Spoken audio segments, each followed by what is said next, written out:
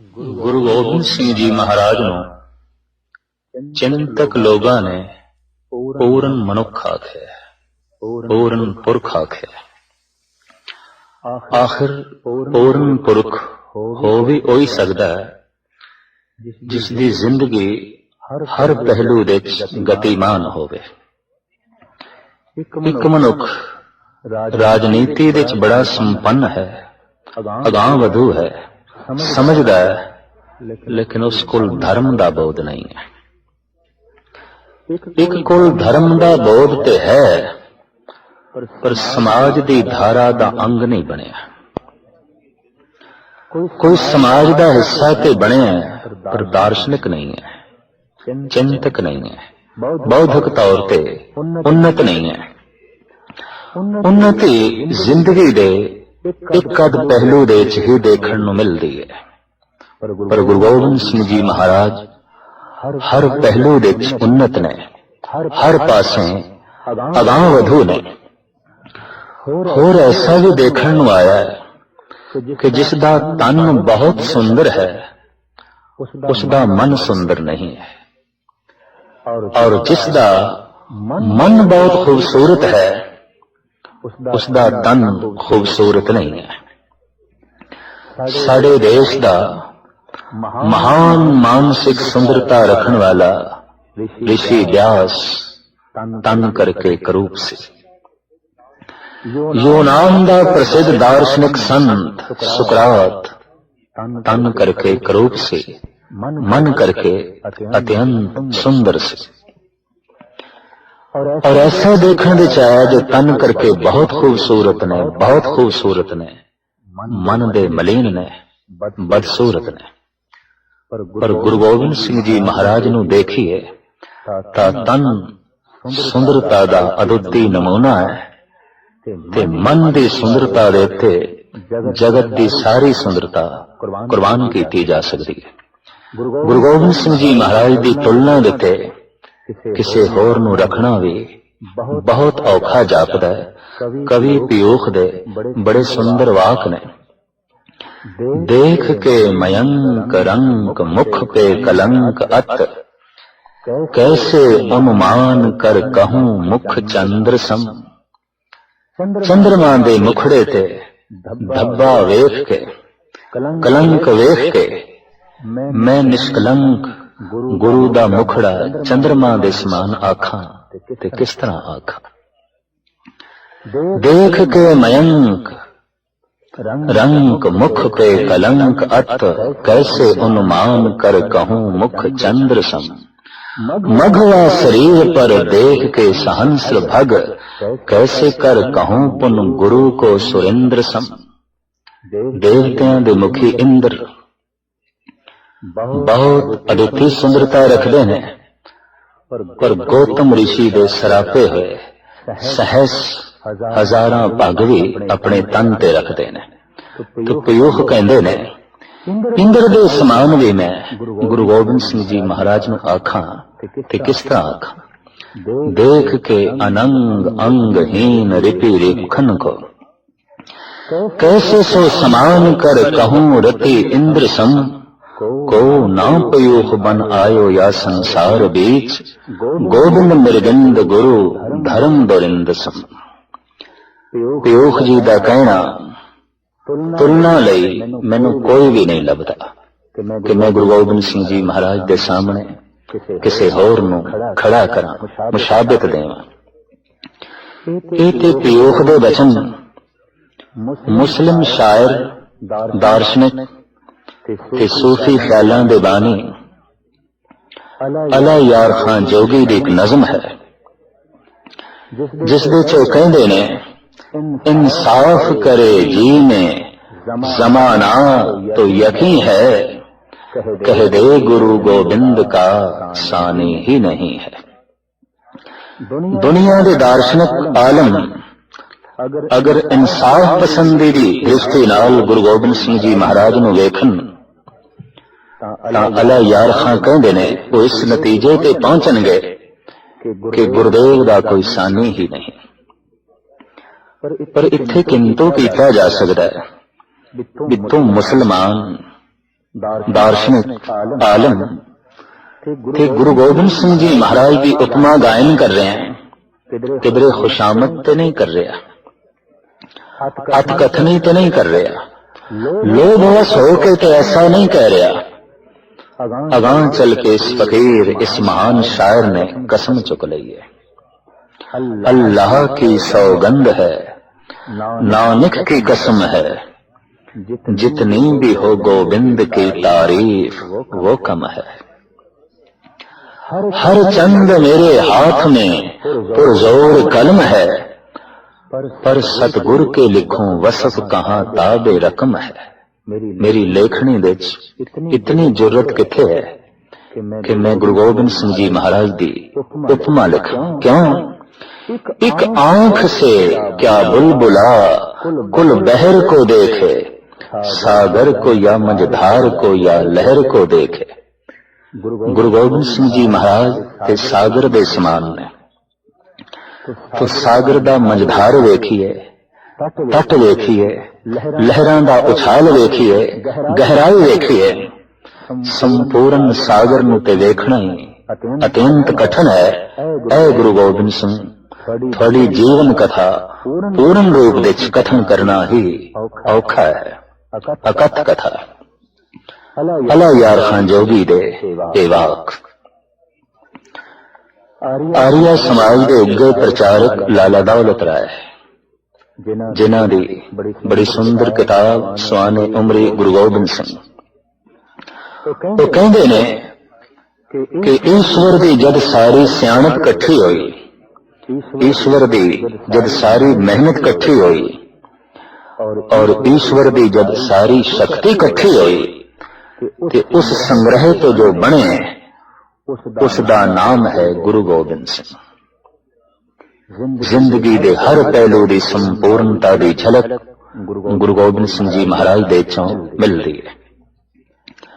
आप पूर्ण संत ने, अठे पैर भक्ति भाव विच लीन रहना, प्रभु चिंतन करना, और कुछ ना भी होवे तां भी प्रभु नूं भुलाया नहीं। पिता शहीद हो गए, बच्चे शहीद हो गए, सिंह शहीद हो गए, घर बार तबाह हो गया, परिवार बिछड़ गया, फिर भी मेरे पातशाह कहंदे ने, ना साज हो, ना बाज हो, ना फौज हो, ना फर्श, खुदावंद बख्शंदई ऐशो अर्श। ये ठीक है, मेरे कुल साजो समान नहीं, मेरे कुल धन संपदा नहीं, पर ए खुदा तेरा होना ही काफी, यही बहुत। तू ते है की होया किले नहीं, सिंह नहीं रहे, परिवार नहीं रहा, मेरे सिर दा साया मेरा गुरुदेव, मेरे पिता गुरु तेग बहादुर साहब जी महाराज नहीं रहे, मेरे मासूम बच्चे नहीं रहे, मेरी धन संपदा लुट ली गई, मेरे साथी शहीद हो गए, पर मेरा रब ते मेरे नाल है, मेरा परमात्मा ते मेरे नाल है।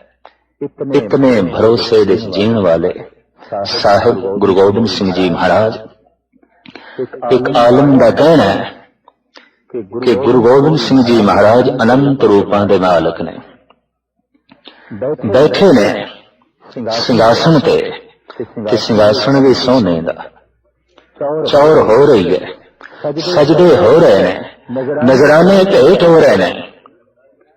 इंज प्रतीत होता है जैसे कि शहनशाह ने, बादशाह ने, पर हाथ दे तलवार है, ललकार रहे ने किसी नूं मैदान जंग विच।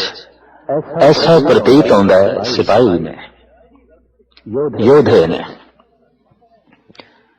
वंड रहे ने धन नूं, संपदा नूं, हाथी ते घोड़े भी खुश होके तकसीम कर रहे ने, दे रहे ने। इंज प्रतीत होता है कोई महान दाते ने, महादानी है, पर पंज प्यारियां दे अगों हाथ जोड़ के खड़े ने, मंग रहे ने अमृत दी दात। ऐसा प्रतीत होता है जैसे कि कोई मंगता खड़ा है, भिखारी खड़ा है, हाथ विच कलम है, जमना दे तट ते बैठे ने, किसी लंबी सोचनी विच।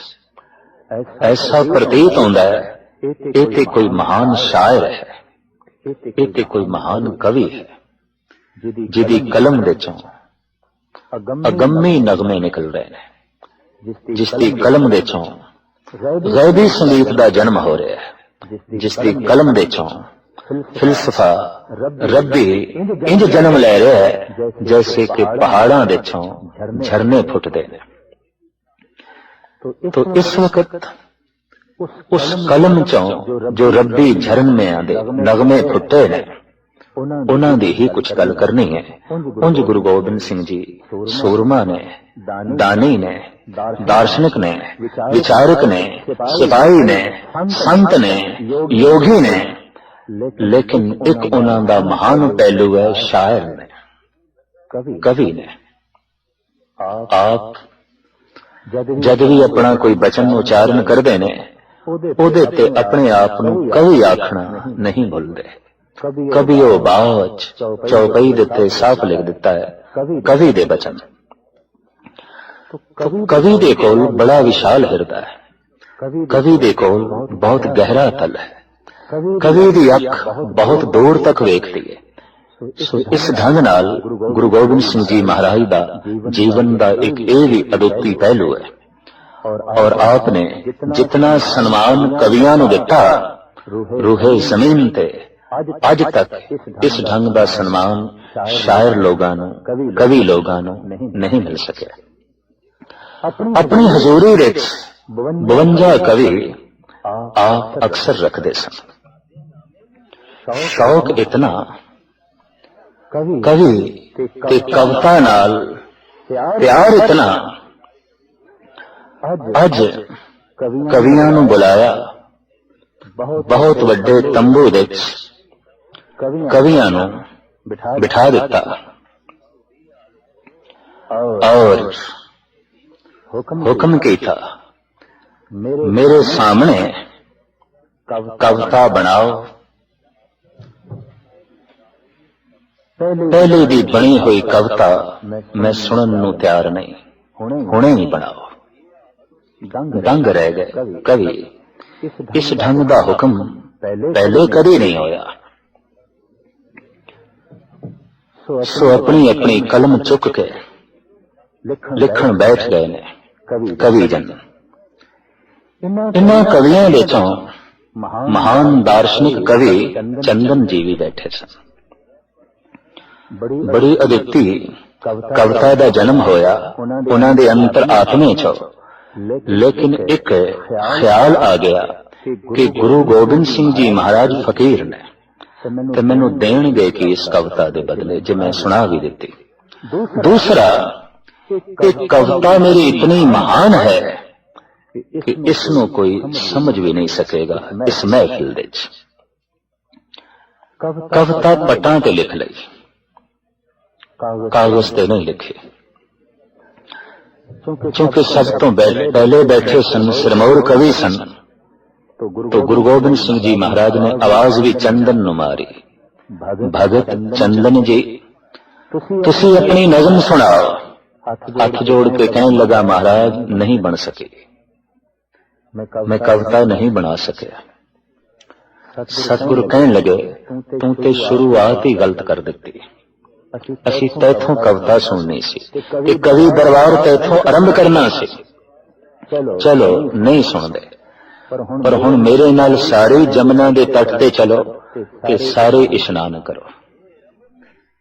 चंदन हैरान हो गया भी लिखी हुई कविता जो पटां ते है ते मिट जाएगी। सतगुरु ने गल जान लई है, अंतर दी गल बुझ लई है। हाथ जोड़ के बेनती करन लगा पातशाह इशनान कराण दा हुक्म वापस लो, मैं कविता सुना देना। सतगुरु कहने लगे तो इनकारी क्यों होया, झूठ क्यों बोलिया। महाराज दो ख्याल आए, एक ते कि मेरी कविता कौन समझेगा, दूसरा मैनू कविता दा मुआवजा ठीक नहीं मिलेगा। ये दो भाव ऐसे आए कि अंदर हंकार पैदा हो गया कि मैं झूठ बोल पिया। सतगुरु ने चौबदार नूं आवाज मारी, आखिया साडे काई सिंह नूं बुला के लिया जो घोड़े नूं खरखरा करदा मालिश करदा घोड़े वास्ते कास खोद के लियांदा है बुला के लिया भजे होया आया इसदा नाम सी भाई धन्ना सिंह। सतगुरु कहने लगे धन्ना सिंह ए चंदन इसने ऐसी अजीम कविता उच्चारण की है ओदे अर्थ असी नहीं कर सकते बाकी दे कवि नहीं समझ सकते। तू चंदन दी कविता दे अर्थ करने ने हाथ जोड़ के अर्जोई करन लगा जोदड़ी करन लगा पातशाह आप दा हुक्म आप दी बरकत आप दी असीस दा सदका अर्थ हो जाणगे। बख्शिश हो गई रहमत हो गई सिर ते मेर भरिया हाथ गुरु गोबिंद सिंह जी ने रखा ते धन्ना सिंह कहने लगे चंदन अपनी कविता सुनाओ सुनांदा नौ सात पिए नौ सात किए नौ सात पिए नौ सात पिया नौ सात रचे नौ सात बदे नौ सात पिया पर दायक पाए जीत कला नौ सातन की नौ सातन के मुख अंचर छाए मानो मेघ के मंडल में कवि चंदन चंद कलेवर छाए। भाई साहब भाई संतोख सिंह जी लिखते हैं सुन धन्ना सिंह अर्थ बखाना। धन्ना सिंह ने गरज के कहा चंदन मैं गुरु गोबिंद सिंह जी महाराज की हजूरी च बैठा ते बरकत भरी असीस लै चुकिया तेरी कविता दे अर्थ मैं कविता विच करने ने। सुन धन्ना सिंह अर्थ बखाना की खोड़स बरखन में वाना खोड़स खट दस सोला। चंदन ने जो कुछ आख्या नौ सात किए नौ ते सत 16 वरियां दी स्त्री नौ सात किए नौ ते सत 16 उसने श्रृंगार कीते नौ सात किए नौ ते सत 16 वरियां दा उसदा पति नौ सात पिया ते नौ ते सत 16 महीनियां तो बाद उसदा पति घर विच वापस आया। नौ सात किए नौ सात पिए नौ सात किए नौ सात पिया नौ सात रचे नौ सात बदे नौ सात पिया पर दायक पाए। शतरंज की खेड खेडी गई 16 कलां की बाजी लाई गई ते पति ने इस 16 कलां की चौपड़ की बाजी जित लई। जीत कला नौ सातन के मुख अंजर छा जैसे हार गई पत्नी चौपड़ विच ते मुख शर्माकला हो गया। शर्म दे नाल मुखड़ा छुप गया इंज छुपया कवि चंदन कहते ने जीत कला नौ सातन के मुख अंचर छाए मानो मेघ के मंडल में कवि चंदन चंद कलेवर छाए जैसे बदलों की ओट दे चंद्रमा छुप गया। भाई साहब अर्थ करते ने सुन धन्ना सिंह अर्थ बखाना ती खोड़स बरखन बेवाना तन खोड़स सिंगार सुहायो खोड़स मासन में पिए आयो खोड़स घर को चौपड़ रखो खोड़स गाय लाओ सुख मचे सोई प्यारो खोड़स लायो खोड़स की बाजी जाए पायो खोड़स कला चंद मुख जोई हार पाए प्रिय छादत सोई। धन्ना सिंह ने कहा चंदन में तेरी कविता के अर्थ कर देता है पर हुण मैं कविता उच्चारण करन लगा मेरी कविता के अर्थ तू कर। कंबड़ी छिड़ गई चंदन एक आरिया सिंह घास खोद के लैण वाला गुरु गोबिंद सिंह जी की बख्शिश के नाल अगम्मी गल्लां करन लग पिया कपाट खुल गए। कविता इंज सुनान लगा नीम मरे जल के पर से कबहू न मरे पर पाल के पाए पिया मरे पी के पर से कबहू न मरे परदेश सिलाए हाथी मरे मद के पर से कबहू न मरे संताप के आए गूढ़ में बात कही द्विजराज विचार सके न बिना चितलाए। चंदन दंग हो गया मीन मरे जल के पर से भी जल का स्पर्श कर दिया मच्छी मर जाती है कबहू न मरे पर पावक पाए नहीं मरती जे उन्होंने अग विच पा दी। ये कविता ते अपने आप विच कुछ अनहोनी गल कह गई ਇਹਦੇ ਅਰਥ ਕੀ ਹੋ ਸਕਦੇ ਨੇ? ਖੋ ਗਏ। ਅਜੇ ਚੰਦਨ ਅਰਥਾਂ ਵਿੱਚ ਹੋਇਆ ਹੈ ਤੇ ਧੰਨੇ ਸਿੰਘ ਨੇ ਇਸ ਕਵਿਤਾ ਦੇ ਨਾਲ ਦੂਸਰੀ ਕਵਿਤਾ ਵੀ ਸੁਣਾ ਦਿੱਤੀ। ਕੌਲ ਮਰੇ ਰਵ ਕੇ ਪਰਸੇ, ਕਬ ਹੋ ਨਾ ਮਰੇ ਸਸ ਕੀ ਛਬ ਪਾਵੇ। ਕਮਲ ਦਾ ਫੁੱਲ ਮਰ ਜਾਂਦਾ ਜਦ ਸੂਰਜ ਦੀਆਂ ਕਿਰਨਾਂ ਉਸ ਤੇ ਪੈਂਦੀਆਂ ਨੇ, ਨਹੀਂ ਮੁਰਝਾਉਂਦਾ ਜਦ ਚੰਦਰਮਾ ਦੀਆਂ ਕਿਰਨਾਂ ਪੈਂਦੀਆਂ। ਕੌਲ ਮਰੇ ਰਵ ਕੇ ਪਰਸੇ, ਕਬ ਹੋ ਨਾ ਮਰੇ ਸਸ ਕੀ ਛਬ ਪਾਏ। ਮਿੱਤਰ ਮਰੇ ਜਬ ਮਿੱत्र मिले, कब हो न मरे जब दूर से लाए। सिंह मरे जब मांस मिले, कब हो न मरे जब हाथ न आए। गूढ़ में बात कही बिजराज, विचार सके ना बिना चितलाए। हाथ जोड़ के धन्ना सिंह के सामने चंदन कहने लगा, धन है तुम गुरु का सिख, मैं हार कबूल की थी, तेरी कविता के अर्थ में तो नहीं होंगे। तो धन्ना सिंह कहने लगा, मैनू हुण अर्थ करने की लोड़ ही नहीं, मैं विश्राम नाल पढ़दा ते तैनू अर्थां दी समझ आ जाएगी। मीन मरे जल के परसे, कब हो ना मरे पर पावक पाए। मर जांदी है जद अग विच पा गई, जल दे स्पर्श करन नाल नहीं मरदी। तीया मरे पी के परसे, पत्नी मर जाती है पति का स्पर्श करदियां। तीया मरे पी के परसे, कब हो ना मरे परदेस से। हाथी मरे मद के परसे, कब हो ना मरे तन ताप के आए। कहते हाथी ने इको दफा बुखार चढ़ता और इको बुखार उन्होंने ले जाता है। गूढ़ में बात कही बिजराज, विचार सके ना बिना चितला। गुरु गोबिंद सिंह जी महाराज के कदमां ते आके गिरे ते चंदन कहने लगा, मेरी अगली कविता भी इसे ढंग नाल है। कौल मरे रव के परसे, कब हो ना मरे सस की छब पावे। मित्र मरे जब मित्र मिले, कब हो ना मरे जब दूर से लाए। सिंह मरे जब मांस मिले, कब हो ना मरे जब हाथ ना आए। गूढ़ में बात कही बिजराज, विचार सके ना बिना चितला। साहिबां दे कोल भुल बख्शाई और गुरु गोबिंद सिंह जी महाराज ने चंदन नूं कहा, पुरखा इलम दा मान नहीं करीदा, कविता प्रभु दी देन है, अकाल पुरख दी बख्शिश है। गुण प्रभु दी देन है, अवगुण मनुख दियां कमजोरी। रो पिया चंदन, आखन लगा बख्श दे हे प्रभु, ऐसा जे तुसी कीता चंगा ही कीता कि मेरे अंदर दा अहंकार दा गुबार जांदा है। कोल बैठे सन सुदामा, एक सुदामा श्री कृष्ण जी दे वकत होए ने ते एक सुदामा 52 कवियां विचों एक कवि है गुरु गोबिंद सिंह जी महाराज दा। कि सतगुरु ने उसकी तरफ इशारा किया, पुरखा तू सुना। हुण असी कविता सुननी है, सब कुल सुननी है। लिखी है तो हाथ जोड़ के कहने लगा, पातशाह लिखी है, तेरी कविता विच की भाव है? महाराज मैं अपनी कविता विच तुहाडे पिछले जन्म का हाल लिखिया ते अपने पिछले जन्म की गल कीती है।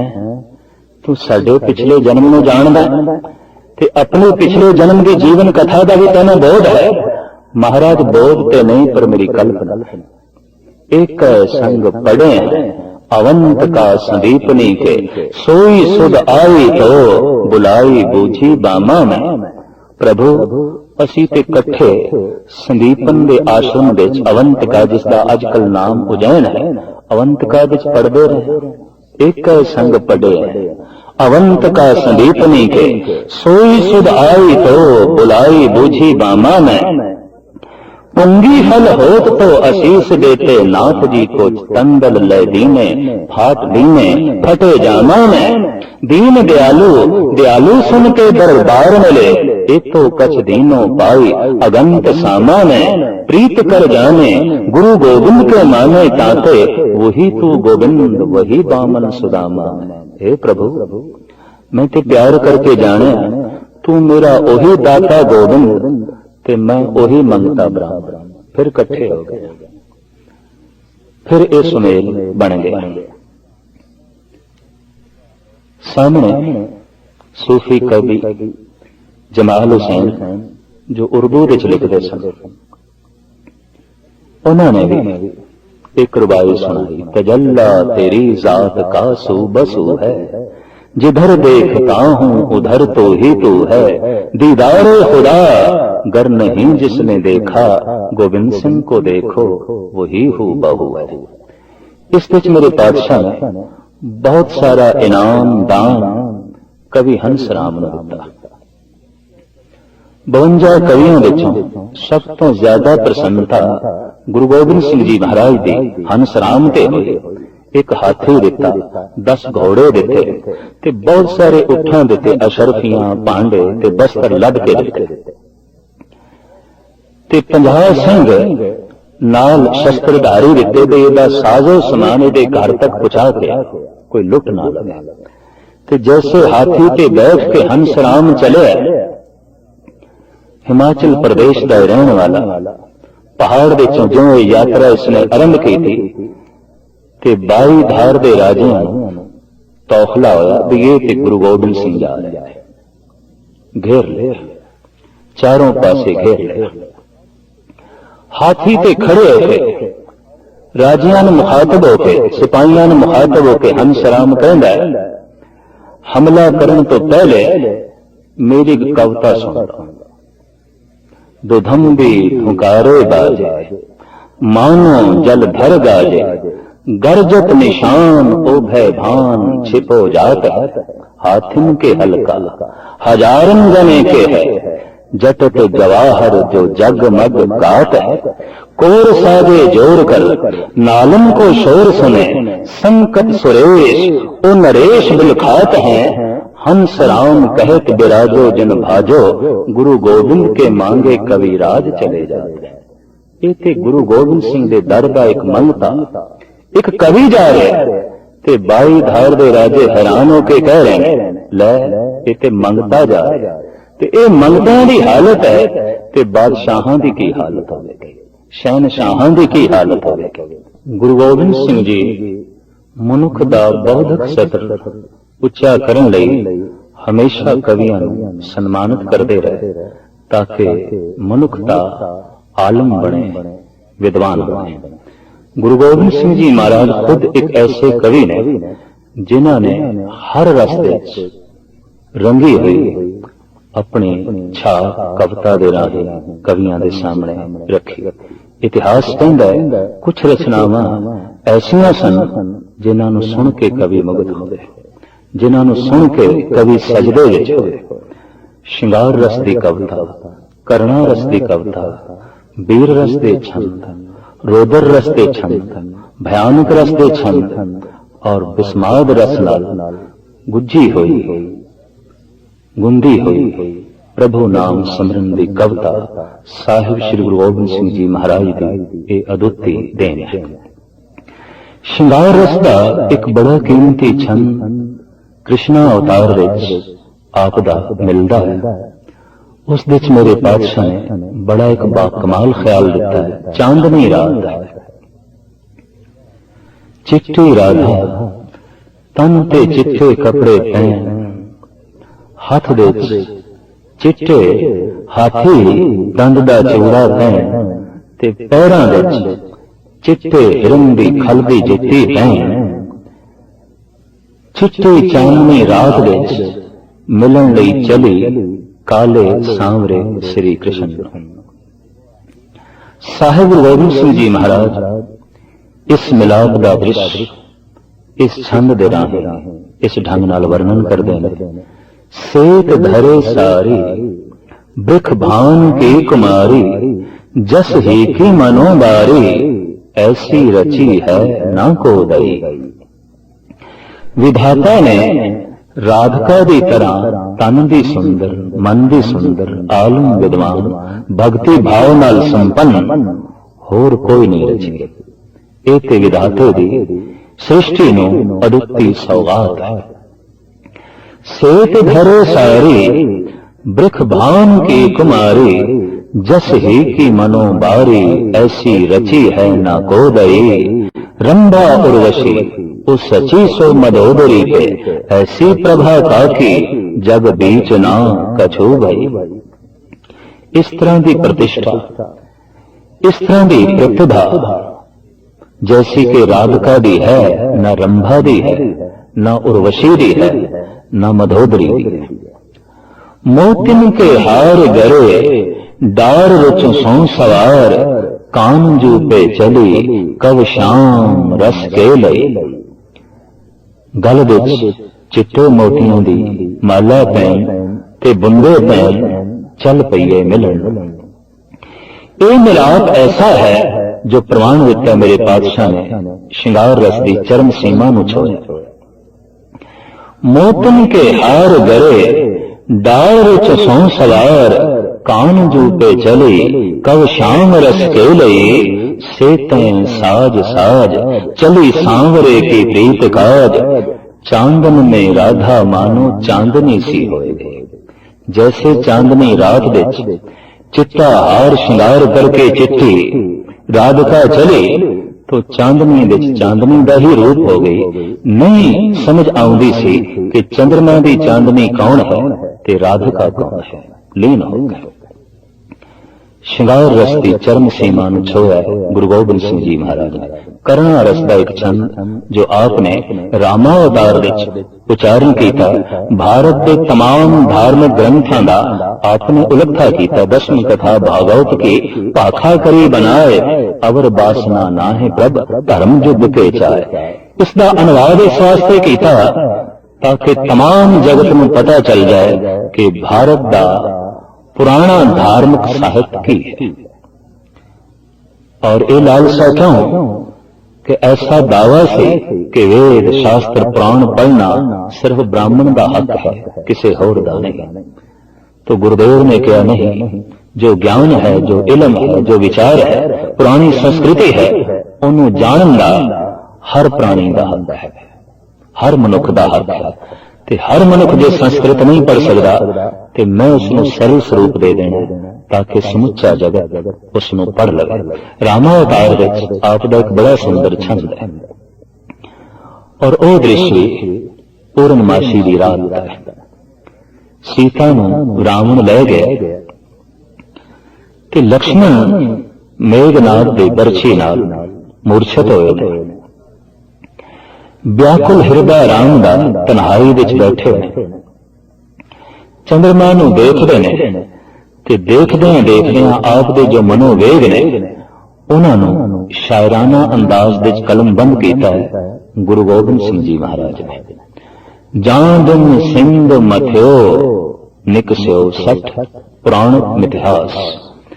जिस दिन दानवा ते दैंतां ते देवियां ने ते देवतियां ने मिल के सागर नूं रिड़किया, सुमेर पर्वत का मधाना बना के ऐ चंद्रमा ओ दिन पहरा सी क्योंकि उसे दिन तो निकले।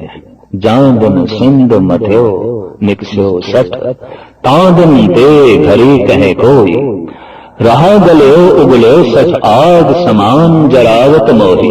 तेनू राह ने अपने मुंह च पाया तो फिर कड़े सुने तेरी किरणा शीतल है पर तेरी एक एक किरण मैंने अग दी तरसा। आग समान जरावत ससी जान दे देने तो ये चंद्रमा हृदय च जान मैं हुणे धनुष बाण चुकना ते एक कोई तीर नाल तेरे 7 टुकड़े कर देने। क्या ऐसा होया? गुरु गोबिंद सिंह जी महाराज कहते हैं धनुष बाण रुक गया। क्यों रुक गया? अभी चढ़ाओ कुवंड करूं सतखंड, ससिए जान दे में होई। पर है न कछु बस राम कहो, जो तो जान की मुख छाए न हो। ऐ चंद्रमा काश कि तू सीता की छाया ना होंदा, तेरे चो मैनू जानकी दा मुखड़ा ना दिखाई देंदा तो मैं तेरे 7 टुकड़े कर देने। हुण नहीं करना। गुरु गोबिंद सिंह जी महाराज जब वीर रस की कविता नूं जगत के सामने रखते हैं तो उसका भी अपना एक अद्वितीय रंग है। आप फरमान करते हैं जो किछ इच्छ करो धन की, तो चलियो धन देसन देश ते आए। हे प्रभु जे मैं धन की इच्छा करा ते इच्छा तो बिना देशां विदेशां तो इंज चल के आ रहा है जैसे सागर की तरफ नदियां चल के आ रही। जो किछ इच्छ करो धन की तो चलो धन देशन देश पे आवे। ओ सब रिद्धन सिद्धन पे हमरो नहीं न या ललचावे।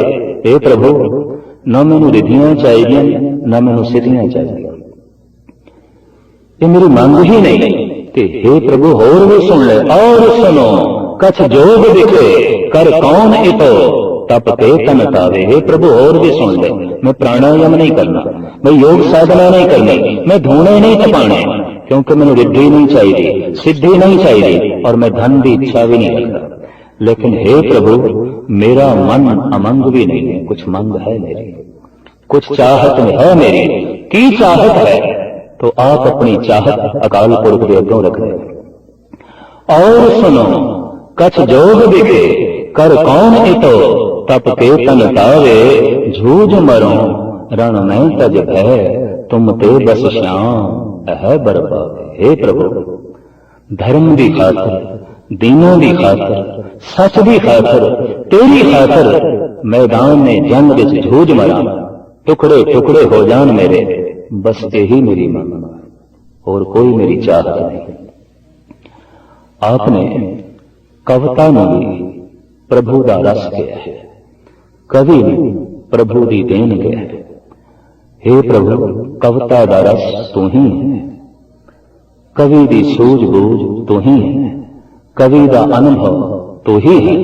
आपने चंडी चरित उच्चारण किए छंद विच इस ढंग नाल वर्णन किया, तारन लोक उदाहरण भूमे दैंत संगारन चंद तू ही है। कारण ईस कला कमला हर अद्र सुता जय देखो को ही है। तासम तानम तानम ताकव ताकव ते मन मत को ही है। तीनों है कंचन लोहो जगत में पारस मूरत जान छोड़ी। जिसने प्रभु पारस में छोड़ा उते लोहा भी कंचन हो गया। हे प्रभु तासम तानम तानम ताकव ताकव ते मन मत को ही है। तमोगुण की कविता, रजोगुण की कविता, सतोगुण की कविता और उसके जो रस है, हे प्रभु ये तू ही है, ये तू ही है, तू ही वीर रस है, तू ही शांत रस है, तू ही रोदर रस है, तू ही विस्माद रस है, तू ही करुणा रस है, तू ही हास्य रस है और तू ही श्रृंगार रस है। हे प्रभु हर रस तू ही है, क्योंकि तू रसायन है, रसां दी खान है। जगत के तमाम रस तैथों उत्पन्न होंदे ने, कविता दे रस भी ए दिल से तू आप बैठा। तासमता ममता ममता कविता कव के मन मध्य गोई है। तीनों है कंचन लोहो जगत में पारस मूरत जान छुई है। बड़ी कुदरती रहे गुरु गोबिंद सिंह जी महाराज जी एक शब्द है और इस ढंग का जोड़ दुनिया में पहला जोड़ है। गुरु गोबिंद सिंह जी महाराज का ये महान वाक प्रभु जो तो कैला हमारी। हे प्रभु तेनों ही लग जाए। इस शब्द के चारे पातशाह पत्तों में पहले रखे तो अखीर में श्री पप्पा चलेगा। दूसरी लैंग्वेज मम्मे ने पत्ते ने कत्ते ने जिस अक्षर में पहले मुख रखे हर अक्षर हर अल्फाज वो अक्षर मुख रहेगा। परम पुरख परमेश्वर स्वामी पावन पावन आहारी पवन आहारी कोई शब्द। फिर मम्मा माधव महादेव महाजो एक कोई शब्द। माधव महाजो मद मदन मां मुकंद मुरारी मम्मा चाचा। फिर नन्ना चाचा निर्विकार निर्भुर निंदराजन निर्विक नरक निवारी कृपा सिंध काल प्रदर्शी कुकुंत नाशनकारी धनवान हितमान धरागर अंबिकार अस्तारी औमत मंद चरण शरणागत कर गह देव कुबारी। हे प्रभु शांत रस करुणा रस रोदर रस सब कुछ तू ही है। तारण लो उदाहरण में दैंत संगारन चंद तू ही।